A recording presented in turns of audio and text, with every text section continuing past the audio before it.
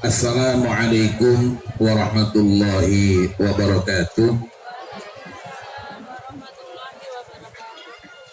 Innal hamdalillah wassalatu wassalamu ala Rasulillah wa ala alihi wa ashabihi wa mawalah.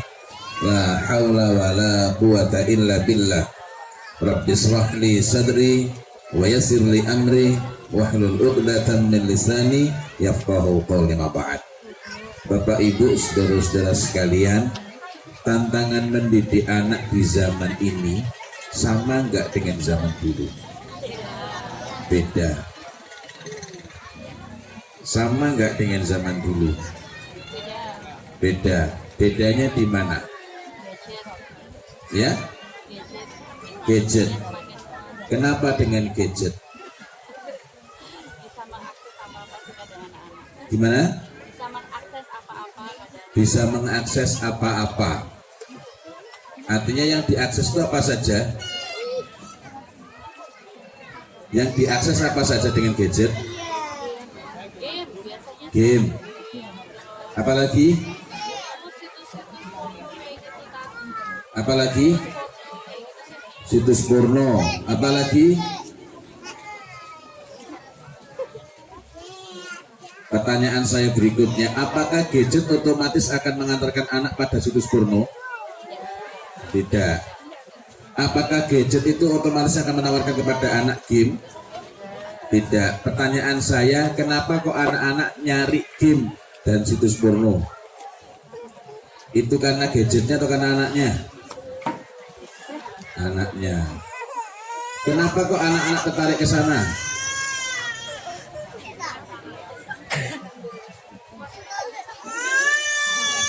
Permainannya gimana? Nah, oke, itu pertanyaan pertama. Pertanyaan kedua, anak zaman sekarang sama nggak dengan anak zaman dulu? Beda. Bedanya di mana? Bedanya di mana? Halo? Bedanya di mana? Anak zaman dulu sudah tua. Ya, padahal yang saya tanya adalah anak-anak itu ya. Nah, apa bedanya? Anak zaman dulu manut-manut, kalau zaman sekarang susah diatur. Anak zaman dulu yang susah diatur ada nggak? Ada. Anak sekarang yang manut ada nggak?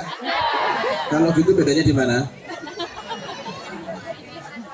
Orang tuanya. Karena sebenarnya anak lahir di zaman apapun itu sama. Hadisnya tidak berubah. Kullu mauludin yuladu 'alal fitrah. Siapa yang menentukan?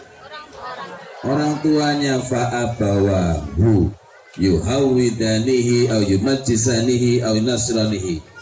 Jadi begitu kita menganggap zamannya yang berbeda, begitu menganggap anak zaman sekarang itu nggak sama dengan anak dulu, maka ketika itulah pintu-pintu syubhat akan terbuka lebar bagi kita.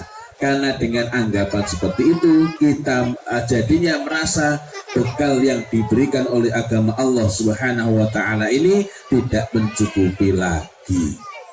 Padahal yang menjadikan anak itu taat atau tidak, mudah diatur atau tidak, bukanlah anak itu, ya, melainkan bagaimana kita mendidik anak-anak kita itu. Suatu ketika saya pernah menyengaja memberikan kesempatan kepada beberapa anak, termasuk anak saya. Ada anaknya tetangga lagi main ke rumah, saya persilakan untuk akses internet. Yang dipakai sama, laptopnya sama, sambungan internetnya sama, tangannya berbeda. Kenapa yang dicari kok berbeda? Ada satu anak begitu buka mau HP, mau laptop, yang dicari itu bola. Yang diketik Jose Mourinho, Cesc Fabregas, Real Madrid, Juventus, Liverpool, dan lain-lain. Ganti gadget, dari laptop ke HP yang dicari juga serupa. Tapi ada anak ketika dikasih kesempatan yang dicari berbeda. Dia bukan buka detik.com, bukan buka www.yahoo.com dan lain-lainnya, okezone.com dan lain-lain, tetapi dia langsung cari informasi tentang Universitas Islam Madinah, kemudian cari Mehmet II dan lain-lain yang serupa dengan hal-hal itu. Nah, anak yang lain begitu dikasih kesempatan yang dicari berbeda, resep masakan. Nah, tapi ada anak begitu buka internet langsung yang diketik viva.com, .co.id, detik.com dan lain-lain. Apa yang muncul ting ting ting itu yang diklik. Pertanyaannya, kalau begitu yang membedakan apanya? Yang membedakan apanya? Anaknya. Jadi kalau kita mengatakan kan nggak mungkin, anak sekarang itu kan sudah susah dikendalikan karena mereka tiap hari lihat HP. Lah yang ngasih siapa? Di rumah saya di rumah saya ada aturan, anak-anak baru boleh punya HP, artinya walaupun mereka punya uang sendiri tetap tidak boleh punya. Nah, baru boleh punya HP kalau mereka sudah kuliah. Tetapi sekedar tidak boleh punya kalau pikirannya tidak tertata, hatinya tidak terjaga, maka anak bisa sembunyi-sembunyi pinjam orang lain, sebagaimana TV. Alhamdulillahirabbil alamin, di rumah saya tidak ada TV sejak anak-anak belum lahir. Saya sudah 45 tahun tidak punya TV, dan itu bukan sebuah penderitaan. Ada yang tanya, Ustaz, kan itu kita perlu hiburan. Hiburan itu kita perlukan kapan? Ketika stres. Lanjutnya stres tiap hari apa? Iya nggak? Hiburan itu nggak perlu menunggu zaman ini. Ali bin Abi Thalib radhiyallahu anhu sudah mengingatkan kepada kita, berhiburlah sekali saat. Artinya bukan bendino. Untuk apa berhibur itu? Berhibur dengan sesuatu yang syar'i, ya. Untuk apa berhibur? Agar hati tidak jenuh, tidak penat. Nah, artinya kapan kita memerlukan hiburan itu? Kapan kita memerlukan hiburan itu? Ketika kita sedang mengalami kejenuhan, kepenatan. Dengan apa kita berhibur? Dengan sesuatu yang tidak melalaikan, dan akan lebih baik lagi kalau selain tidak melalaikan juga saling mendekatkan antar anggota keluarga. Dengan begitu namanya hiburan itu tidak perlu nonton TV. Karena itu tidak pada tempatnya kalau kita mengatakan, loh sekarang ini kan dampak TV luar biasa. TV itu tidak ada madaratnya kalau tidak dinyalakan. Betul. Betul. Coba aja kalau nggak percaya, gitu ya. Tetapi sekedar tidak ada TV di rumah, sementara pembicaraan kita setiap hari pakai jilbab, milih model sebagaimana yang dipakai oleh artis di TV, milih tas juga begitu, bicara macam-macam rujukannya orang-orang yang di TV, maka anak-anak akan lari ke rumah tetangga untuk cari TV. Nah, ada yang mengeluhkan. Apa keluhannya? Anak-anak sekarang itu susah diajak bicara. Apalagi anak-anak yang sudah menginjak usia remaja.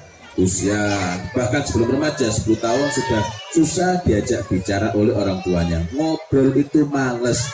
Pertanyaannya, kenapa anak jadi males ngobrol? Ada nggak anak itu yang lahir ketika kecil males diajak orang tuanya? Ada nggak? Nggak ada. Pertanyaan berikutnya, Bu, saya mau tanya, kalau jenengan punya tetangga atau punya kenalan, punya teman, saben-saben menyapa dia nggak nanggapi, kira-kira jenengan semangat nggak untuk menyapa lagi? Enggak. Itu kalau tetangga. tangga. Masalahnya anak-anak kita itu nggak berdaya. Nyapa ibunya angel dia. Bunda lihat gambar itu bagus nggak? Ibu menang wae jedek kan. Umi, lihat nih. Apa jawaban uminya? Umi. Iya. Apa toh? Kira-kira kalau jenengan ngomong sama tetangga, ngomong sama teman, setiap kali ngomong, iya ngomong baik. Jenengan semangat gak? Betul. Nah kalau sama teman urusannya mudah. Nah dia sama emaknya, sama ibunya, sama bapaknya, maka dia belajar untuk tidak butuh. Belajar wis tinimbang ngelongso hatiku daripada menderita. Wis ra usah ngajak omong-omong, tidak perlu memanggil-manggil emak sama bapaknya. Sing gampang dijak ngomong sapa? HP. Kalau nggak punya HP sing gampang dijak ngomong sapa? TV kancane. Nah, karena itu jangan salahkan temannya kalau mudah terpengaruh. Iya enggak? Ada teman yang mudah mempengaruhi, ada yang mudah terpengaruh. Pertanyaannya apa yang membedakan? Kenapa anak-anak kita, kalau misalnya itu menjadi keluhan kita, menjadi orang yang mudah terpengaruh, bukan yang mudah mempengaruhi? Ada nggak yang mengalami gitu? Ada yang komplain, Ustaz gimana di rumah kita didik baik-baik, begitu keluar rumah balik itu sudah macam-macam bawaannya. Pertanyaannya kok bisa? Siapa anak-anak yang mudah menjadi pengaruh bagi yang lainnya? Siapa?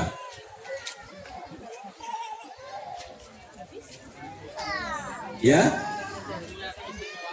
Yang punya keistimewaan. Keistimewaannya dalam bentuk apa?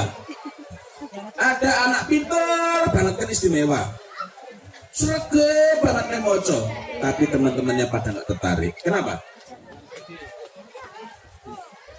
Nah teman-temannya nggak tertarik kan katanya yang punya keistimewaan lebih berpengaruh. Kenapa kok? Oh nggak berpengaruh temannya? Ya, kurang komunikatif. Maka kita juga perlu siapkan anak-anak agar gak sekedar baik. Setelah baik, sebagaimana nasihat Luqman kepada putranya, kita siapkan anak-anak kita untuk mengajak yang lain, menyuruh yang lain. Ya bunayya, ba'da aqimis shalah, berikutnya adalah wa'mur bil ma'ruf. Ngajak, proaktif, mengambil inisiatif untuk menyeru kepada kebaikan. Mengambil inisiatif, memulai ngajak, yuk. Yang ngajak itu yang mempengaruhi, baik maupun buruk. Contohnya gini, ada anak dua blek pencet, sawah kayu. Itu perkara elek. Tetapi karena dia itu ngajak, maka ada yang terpengaruh. Nah, kalau anak-anak kita itu posisinya hanya pasif saja, tidak ngajak, walaupun dia baik, maka dia tidak mempengaruhi sekelilingnya. Justru sebaliknya, kurang apa toh? Nggak kurang contoh, wong di rumah itu bapak ibunya baik.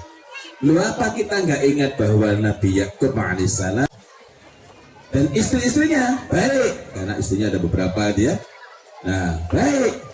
Tetapi anak yang baik dari awal karena ada yang perlu perjuangan sampai akhir hayat beliau, barulah anak-anak ini mau taubat. Ya, nah yang baik dari awal itu cuma dua dari ibu yang sama, yakni Yusuf alaihissalam dan saudaranya yakni Bunyamin. Artinya bapaknya baik, emaknya baik, tidak otomatis anaknya jadi baik, apalagi kalau bapak sama emaknya nggak karu-karuan. Gitu ya. Saya ulang lagi. Ini kok malah bijak mikir terus ya. Iya, biar kita ini dapat memahami dengan baik. Kalau saya cuma menyampaikan, jenengan cuma ingat, orang belum mikir, ya. Nah, Mari kita ingat-ingat nanti di kita. Nah, lanjutan tadi, setelah itu bukan cuma mengajak kepada kebaikan. Berikutnya lagi anak-anak kita dorong untuk mencegah dari yang mungkar. Nah, ini mengambil langkah proaktif dan bersabar. Wasbir ala ma asobak. Terusan lagi. Akan tetapi seruan kita itu, kita minta anak seperti itu, mendorong anak untuk mengajak temannya pada kebaikan, tidak akan bernilai apa-apa, malah ditertawakan oleh anak. Orang dianggap kalau anak tidak dekat dengan kita. Nah, siapa yang bukan anak dekat dengan kita? Ya kita sendiri. Karena pada asalnya tidak ada anak yang menjauhi emaknya, itu nggak ada. Nggak ada emaknya, anak yang nggak mau dikasih emaknya itu nggak ada. Bayi itu mesti nangis kalau waktunya dia cari perhatian, atau ketika dia lapar, atau dia merasa nggak nyaman. Artinya selalu mencari emaknya, gitu ya.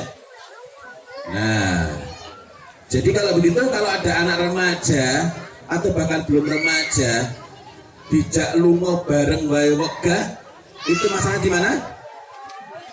Perlu ditelusuri komunikasi ibunya selama ini bagaimana, hangat nggak komunikasinya, asik nggak sebagaimana kalau dia berbicara dengan temannya, atau dikit-dikit disalahkan, dikit-dikit dinesoni oleh orang tuanya. Sementara kita ini disuruhkan oleh agama ini untuk mendidik anak-anak kita, pertama dengan rifq, kelembutan, yang kedua dengan hilm. Hilm itu juga lembut. Bedanya apa? Rifq itu lembut yang lebih bermakna, lebih dekat dengan keramahan.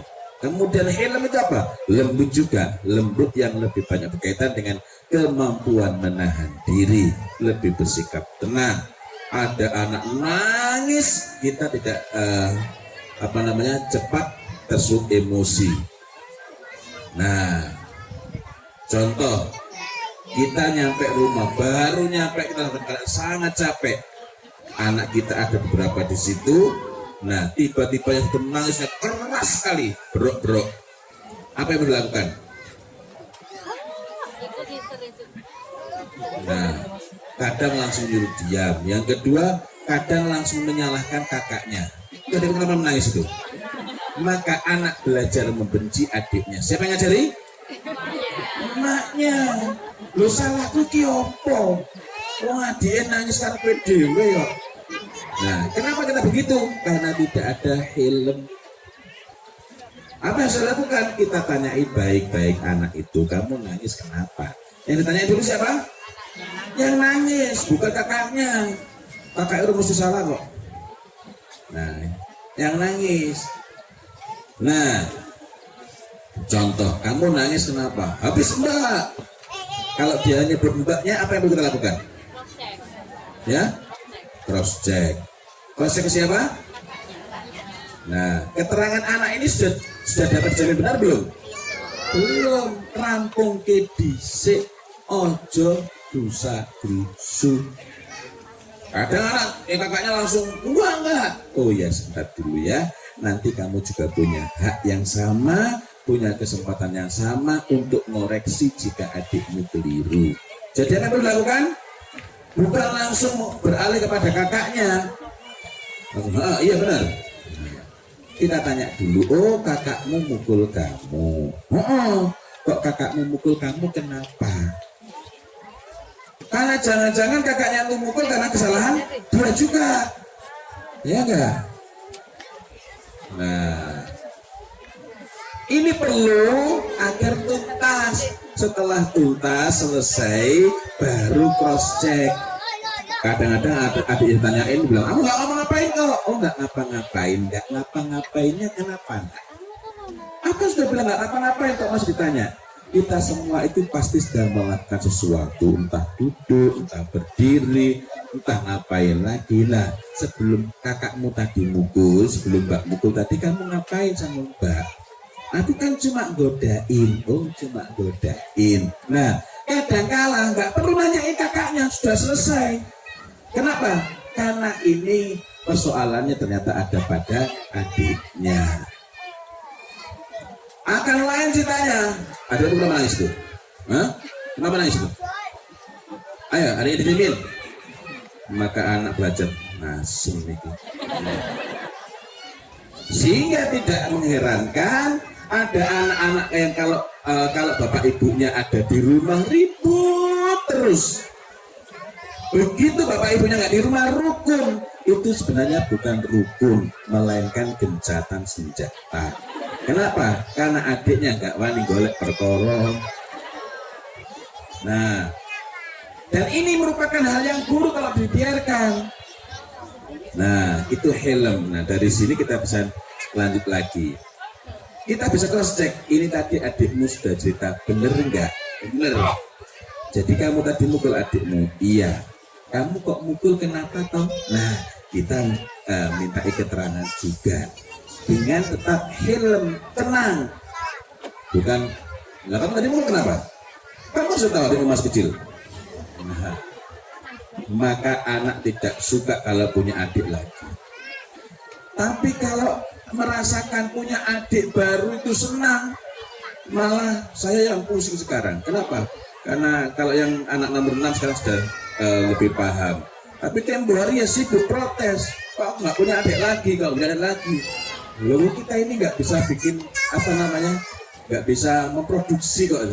Kan sak dermong lakoni. Anak saya nomor 7 sekarang masih sering komplain. Aku tuh pengen punya adik lagi. Gitu. Nah, lalu jatai, wallahu a'lam. Berikutnya itu ya. Nah, teruskan lagi. Nah, padahal rukunnya anak-anak ini dengan saudara-saudaranya itu sangat mempengaruhi nanti ketika dia berada pada masa muda, yang sekarang orang menyebutnya sebagai remaja, dia perlu mengalami krisis atau tidak. Tidak semua remaja itu mengalami masa krisis, tidak.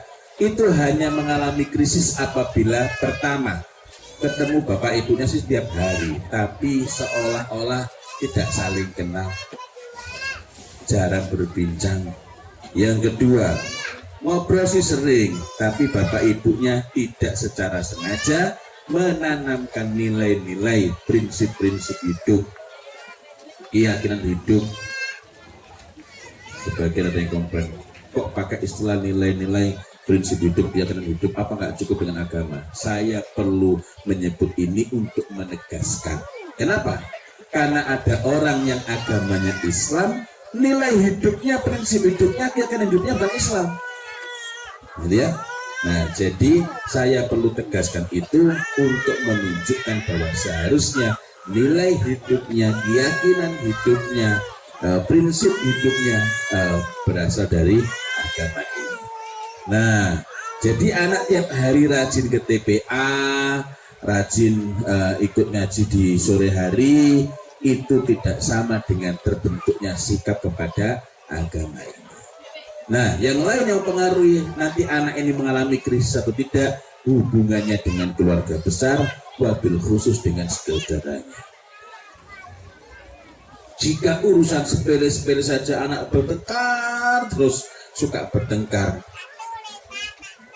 makanan rebutan, ada pensil rebutan, itu bukan karena jumlahnya sedikit, anaknya banyak, tidak. Kalau mereka itu saling legowo, pensil satu dipakai bareng-bareng atau malah saling mengalah. Kapan mereka saling mengalah? Kalau hubungan antar saudara ini baik. Kapan hubungan antar saudara ini baik? Kalau helm itu ada pada kita. Nah, yang repot itu kakaknya mau mendamaikan adiknya, terlambat 1 detik dibanding bapaknya, luwes dikabluk itu. Kamu juga. Itu lihat adikmu nangis sama diem aja. Wah, akhirnya anak mulai cekot-cekot, ini mengadik sebab masalah biang kerok ini. Padahal dia itu mau menyelesaikan. Kenapa ini menjadi musibah? Bukan karena anak, melainkan fa'abawahu, maka kedua orang tuanya lah yuhawidanihi au yumajisanihi au yunasratihi. Gitu ya. Jadi bukan zamannya, bukan TV, bukan HP. Bukan. Anak-anak itu lebih senang ngobrol sama emaknya kok. kalau emaknya responsif, cepet tanggap, dijak cerita emaknya tuh seneng, maka nggak ada TV bukanlah penderitaan kalau itu ditemukan. Saudara-saudara, ini mukadimah awal untuk melanjutkan pada bagian berikutnya. Nah, kita perlu mendudukkan masalah ini agar kita dapat memahami dengan benar. Memahami dengan benar itu sangat penting. Komitmen kepada kebenaran juga sangat penting, meskipun kita belum benar-benar sampai kepadanya. Ada sebuah kisah menarik, namanya Zaid bin Amr bin Nufail. Siapa dia? Zaid bin Amr bin Nufail. Siapa dia?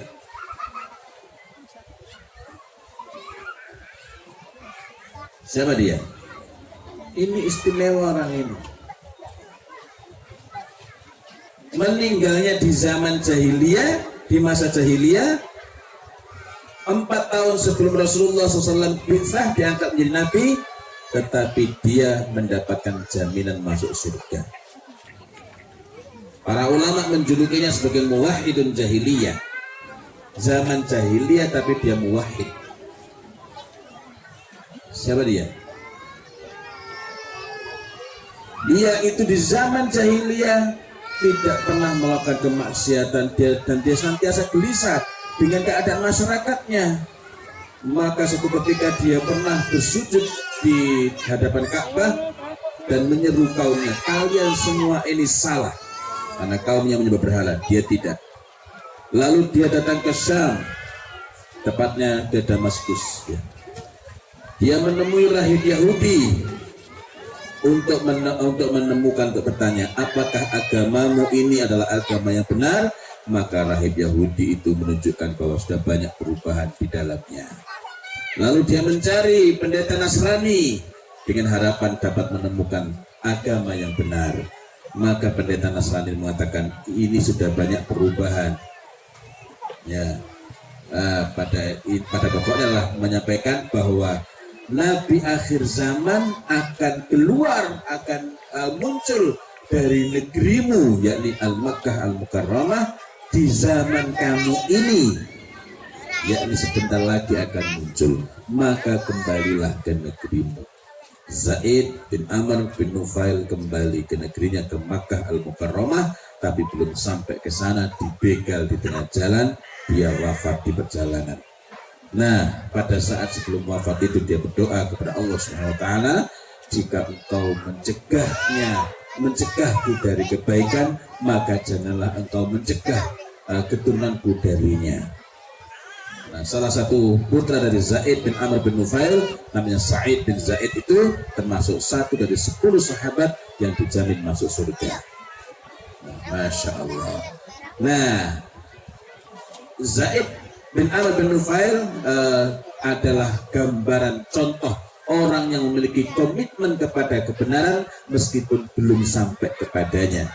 Dan ini menjadikan dia tergolong orang yang tidak pernah sesat sedetik, tidak pernah sesat sebelum ia tidak pernah sesat di zaman jahiliyah. Nah, pelajaran lainnya adalah jika yang bukan nabi saja bisa tidak sesat di zaman jahiliyah, maka tidak mungkin seorang nabi mengalami kesesatan.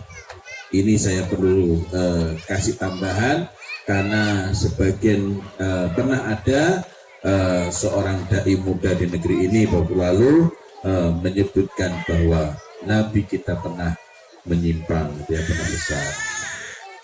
Maha suci Allah dari keadaan seperti ini. Kenapa? Karena namanya nabi itu jauh sebelum lahir pun sudah sepenuhnya di bawah skenario Allah Subhanahu wa Ta'ala. Seluruh perjalanan hidupnya tidaklah mungkin akan membawa kepada kesesatan. Bahkan di masa ketika Rasulullah Muhammad SAW waktu itu masih kanak-kanak belum jadi Rasul, sudah dibelah dadanya untuk dibersihkan, ya. Nah, ala kulli hal, kita lanjutkan lagi perbincangan kita. Begitu pula dalam urusan mendidik anak ini, ya. Karena nanti di akhir zaman, kita nggak bicara tentang akhir zaman macam-macam, ya, tapi di akhir zaman akan ada beberapa keadaan yang salah satu kaitannya dengan kita pada masa ini adalah nanti akan ada budak-budak yang melahirkan tuannya. Ada 3 pendapat mengenai hal ini, tapi pendapat ketiga adalah ini orang merdeka, punya anak, tetapi ketika anaknya itu tumbuh besar, tumbuh dewasa, dia memperbudak orang tuanya. Jadi anak ini bukan berbakti kepada orang tua, tetapi menjadikan orang tua sebagai suruh-suruhan. Ya, itu berbeda kalau ada misalnya orang tua, dia senang sekali masak. Kalau datang ke rumah kita maunya dia yang masak, maka mengizinkan beliau ini untuk masak. Pokoknya yang ngurusi masakan di rumah kita itu bukan termasuk memperbudak, tetapi itu termasuk memberikan hal yang membahagiakan kepadanya, gitu ya. Karena dalam urusan ini sebagian dari saudara kita salah dengan alasan ini sudah mak jenengan ini sudah sepuh dari dulu sudah ngurusi pun tidak usah ikut-ikut, itu berarti malah melukai hatinya. Aku gak dipercaya mana, gitu ya. Tetapi maksudnya adalah anak yang senantiasa merepotkan sampai dia dewasa, menjadikan orang tuanya sebagai suruh-suruhan. Nah, maka pastilah nanti akan ada cara-cara mendidik yang bukan dari agama ini, walaupun mungkin dilabeli agama, yang kalau kita turuti akan menjadikan anak kita nyelutak kepada orang tuanya. Na'udzubillah min dzalik. Nyelutak itu dia. Jadi, nah zaman sekarang ini saya pun khawatir ada anak yang dikit-dikit mak, dikit-dikit pak, ya. Pokoknya perlu apa saja, mau meraut pensil emaknya, mau nyiapkan buku untuk besok emaknya, semuanya emak, ya. Nah, itu tombolnya satu, apapun masalahnya solusinya satu, mak, ya. Nah, ya.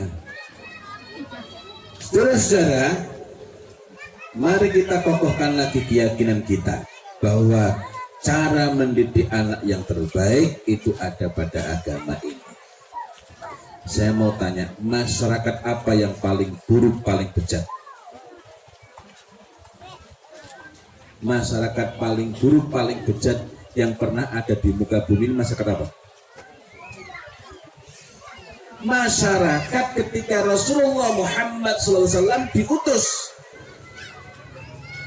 Tetapi masyarakat yang sama juga setelah mendapatkan didikan, mendapatkan ajaran dari Rasulullah Muhammad SAW menjadi sebaik-baik generasi. Gitu ya. Nggak ada, nggak tahu di sini ya. Tapi di Jogja saya nggak menemukan perempuan digilir banyak orang, nanti kalau hamil dia pasang bendera, siapa yang dikendaki jadi suaminya, nggak ada itu. Di zaman jahiliyah ada itu, ya nggak? Sangat banyak keburukan-keburukan luar biasa di zaman jahiliyah yang kita tidak menemukan di zaman ini. Artinya zaman keadaan masyarakat yang seburuk itu pun ketika ditata, dibina, dididik dengan cara Rasulullah Muhammad SAW, itu pun bisa baik. Maka untuk zaman kita pun itu akan lebih dapat dipergunakan lagi, gitu ya. Nah, karena itulah kita perlu kita perlu semakin berusaha untuk memahami tuntunan-tuntunan dari Rasulullah Muhammad SAW dalam urusan mendidik anak ini. Karena semakin jauh kita meninggalkan masa-masa kenabian, ibarat sungai, dia akan semakin banyak tercampur di kotoran yang sebagiannya telah menjadi satu. Air yang tampak paling jernih belum tentu menandakan ia bersih dari kotoran. Boleh jadi justru banyak sekali kotoran dan kerusakannya. Maka semakin jauh meninggalkan mata air kenabian, semakin perlu kita melihat kembali bagaimana para sahabat dan generasi terbaik yang hidup di awal-awal pasca wafatnya Rasulullah Muhammad SAW, yakni para tabi'in maupun tabi'ut tabi'in, menjalani dan memahami agama ini termasuk karena kita bicara tentang parenting, khususnya dalam urusan mendidik anak-anak ini. Nah, ada orang tua yang gelisah. Dulu kan belum ada gadget. Tapi pertanyaan saya, kenapa anak-anak itu kok suka gadget? Saya khawatir karena kita sendiri abai terhadap apa-apa yang perlu kita siapkan. Sebelum anak umur 7 tahun, apa yang perlu kita siapkan? Contoh sederhana.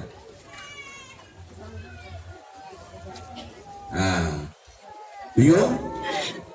Kalau gitu saya balik urutannya. Rasulullah Muhammad SAW memerintahkan kepada kita untuk memerintah. Catat, memerintah untuk memerintah, bukan ngajak. Memerintahkan apa itu? Memerintahkan sholat. Muru auladakum. Dalam riwayat yang lain, muru sobiyah bisolat, dengan sholat. Kapan itu? Idza balagha sab'a sinin, apabila telah mencapai usia 7 tahun. Apa maknanya? Apa maknanya dari sini?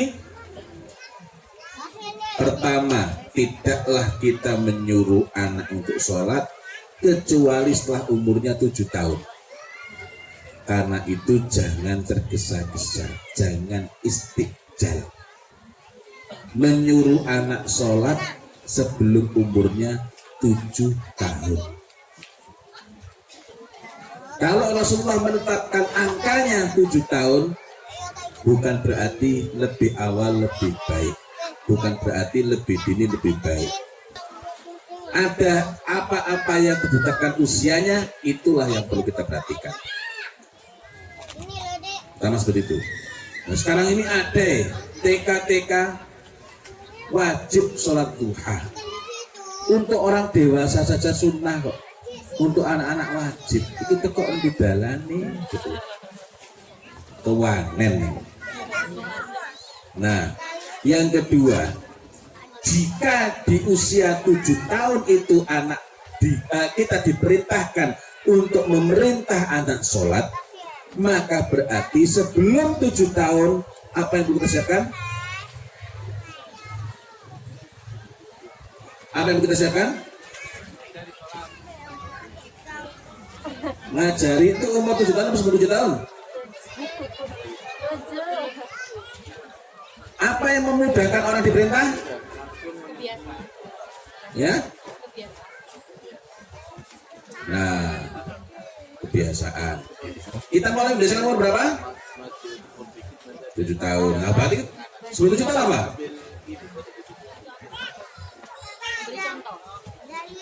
Memberi contoh. Cukupkah dengan contoh? Nabi Yakub juga memberi contoh loh itu. Gitu ya. Ada orang tua yang rajin membaca, anaknya wegah males moco. Ada nggak contohnya? Nah, berarti ada contoh. Wong bapak sregep moco, ibu sregep moco, anaknya wegah. Berarti contoh itu cukup nggak? Sudah. Apa yang perlu kita lakukan? Ya? Apa? Memaksa. Lah merintah wae mau 7 tahun loh. Apalagi maksa kan? Padahal sebelum 7 tahun berarti kita belum boleh memerintah. Apa kalau begitu? Ya? Mendoakan. Diajak sholat. Apalagi? Melatih. Nah, padahal kita disuruh melatih mulai kapan? Mulai usia berapa? 7. Nah, sebelum 7 tahun itu fokusnya adalah gharsul hub, menanamkan kecintaan, bukan memaksakan. Yang harus kita lakukan adalah menenangkan kecintaan. Bagaimana Rasulullah SAW menenangkan kecintaan? Ngajak tadi, ngajak. Tapi ngajak itu artinya gelem yo apik, ora gelem ora apa-apa.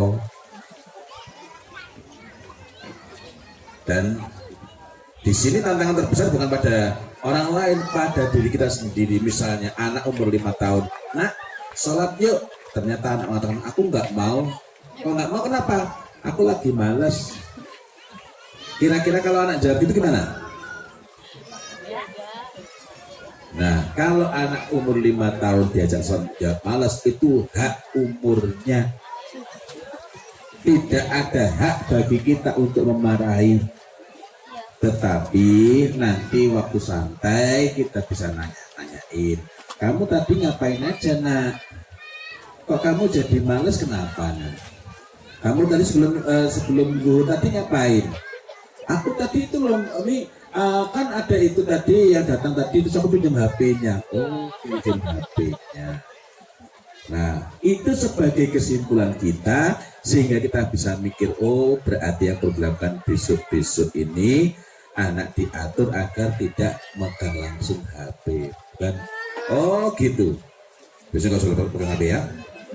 Kalau nanti nggak boleh pinjam ya. Nah, itu sebagai pengetahuan kita, gitu ya. Jadi menanamkan kecintaan. Pernah cucunya Rasulullah SAW itu menaiki lehernya beliau sehingga lama sekali sujudnya. Pernah Rasulullah SAW itu menggendong cucunya Umamah binti Zainab pada saat sedang melakukan sholat sunnah dan lain-lain. Tapi pada pokoknya adalah menanamkan kecintaan pada diri anak, bukan memaksakan. Memaksakan dengan cara halus maupun cara kasar itu akan menimbulkan karohah, kebencian. Kalau muncul karohah dalam bentuk yang ringan maupun apalagi yang berat, dikongkoni kianel banget. Kenapa? Karena tidak tumbuh. Nah, yang lainnya apa? Usia ditambah apa? Usia ditambah apa? Usia apa itu? Mumayyiz. Apa sih mumayyiz itu? Siapa mumayyiz itu? Anak yang telah memiliki atau orang yang memiliki tamyiz. Apa tamyiz itu? Para ulama memberikan definisi yang berbeda-beda, tapi saya mengambil definisi yang lebih kompleks gitu ya, agar kita memahami kemampuan membedakan baik dan buruk, benar dan salah dengan akalnya. Itu berarti kita punya kewajiban menyiapkan anak kita agar mampu membedakan baik dan buruk, benar dan salah dengan akalnya. Sehingga kalau itu tertanam pada diri anak, maka akan lebih mudah anak diajak berbicara. Ini penting enggak? Ini bermanfaat enggak? Ini baik enggak? Nah, pada usia-usia sebelum 7 tahun itu selain menanamkan kecintaan, menumbuhkan dorongan, menumbuhkan kemauan kepada hal-hal yang baik itu. Kemudian yang berikutnya lagi adalah menanamkan kebanggaan, bukan membanggakan diri sendiri. Kalau membanggakan diri sendiri, dengar temennya baik, dia bisa kurang terima. Aku juga bisa. Tapi kalau kebanggaannya itu kepada amal, maka dia senang bertemu orang yang mengerjakan amal itu. Contohnya, ini ada bapak dia, ya, sini mudah-mudahan tidak termasuk. Sama-sama senangani bal-balan. Begitu ketemu orang, belum akrab, sama-sama senang bal-balan, langsung nyambung. Nah, kenapa? Kodo senengi sama-sama membanggakan amal yang namanya bal-balan. Bisa tahu mereka itu, ayuhan nas, ini malam Liverpool melawan MU, sami'na wa ata'na. Nah, anak-anak kalau bangga kepada sebuah amalan, maka dia akan berusaha memperjuangkannya. Gitu ya. Saya ingin cerita sedikit, walaupun sebenarnya kalau cerita ini saya malu. Kenapa? karena saya jarum super, jarang di rumah, suka pergi. Yang paling sering mendampingi anak itu ya istri saya. Di samping kalau ibu saya lagi di rumah saya, karena ibu tinggal di Mojokerto, tapi sering di Jogja ya. Nah itu sangat berperan juga ngajari anak-anak. Dan ini sekaligus catatan bahwa nenek itu bukan penghalang pendidikan. Karena banyak orang tua itu yang mengeluhkan simbahnya, ya. Lebih tepat lagi mengeluhkan mertuanya. Sing salah sing di. Suaminya mengeluhkan mertua, istrinya mengeluhkan mertua. Lah iya, gelem anake gak gelem wong tuane iki ya opo. Sekali lagi. Nah, ketika umur 4 tahun anak ini ditanamkan kecintaan betul, pandangan yang positif, pandangan yang baik, memuliakan tentang apa itu? Tentang kurban. Dorongan untuk bisa berkurban, maka anak mulai pingin berkurban. Umur 4 tahun, 5 tahun semakin kuat, dan kalau ada penyembelihan hewan kurban dia melihat paling depan. Ini sekaligus membantah pernyataan orang yang pernah jadi gubernur bahwa kalau anak lihat penyembelihan hewan kurban itu traumatis, sangat gak baik buat dia. Ini salah besar. Saya punya anak yang sejak kecil saya biasakan melihat penyembelihan hewan kurban dan gak masalah, gitu ya.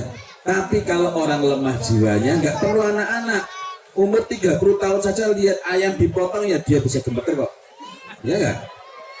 Nah, artinya itu bukan soal umur. Nah, ketika anak ini usianya bertambah semakin kuat dorongannya, maka pada usia 8 tahun anak ini anak saya nomor 5, akhirnya memutuskan untuk nabung setiap hari 2.000 sampai dengan 3.000. Kok 2.000 sampai dengan 3.000? Karena uang sakunya 2.000 setiap hari. Kalau ada les tambah 1.000 jadi 3.000. Dia kumpulkan selama setahun, nggak jajan. Ternyata setelah setahun harga kambing naik, sehingga uangnya nggak cukup. Saya nggak maksa, dia nabung setahun sudah cukup bagus, tapi ternyata dia tekadnya sangat kuat. Dia nabung lagi setahun, artinya nahan jajan selama 2 tahun. Ternyata pada saat Idul Adha harga kambing naik lagi, kurang 100.000. Gak mentolo aku. Saya kasih 100.000, dia gak mau. Enggak, aku pengen kurban dengan uangku sendiri. Nah, saya juga gak maksa. Saya hanya berharap mudah-mudahan tekadnya kuat. Dia nabung lagi selama setahun. Kalau sewaktu-waktu dia pengen jajan, maka tabungannya itu diambil, dibelikan bahan-bahan kue, bikin kue sendiri, kemudian dia makan sebagian, yang lainnya dia jual. Dijual, keuntungannya sebagai tambahan tabungan. Maka setelah 3 tahun, barulah dia bisa beli hewan kurban yang harganya saat itu 2 juta lebih, sekitar 2,5 juta.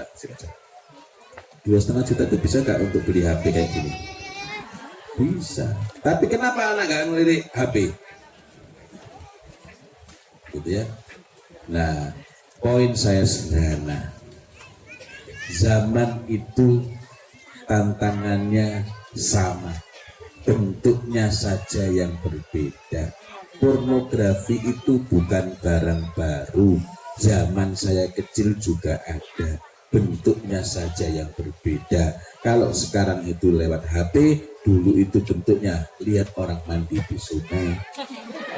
Nah, artinya bentuknya saja yang berbeda, tapi tantangan pokoknya sama. Karena itu jawaban-jawaban atas segala permasalahan itu tetaplah ada pada agama ini. Wallahu a'lam bishawab. Dan selanjutnya saya kembalikan kepada moderator. Silakan.